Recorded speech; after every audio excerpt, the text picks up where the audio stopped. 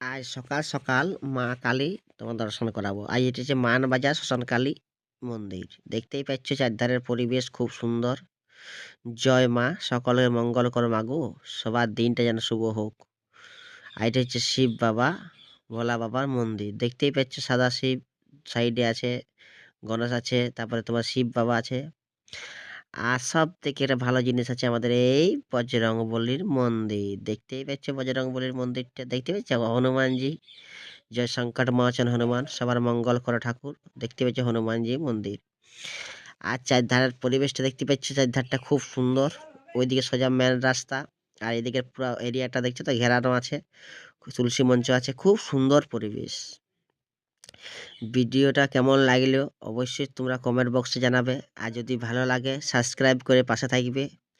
আর ভালো লাগলে একটা লাইক অবশ্যই করবে। এখন রাখি, দেখা হবে পরের ভিডিওতে। এখন রাখি বন্ধু।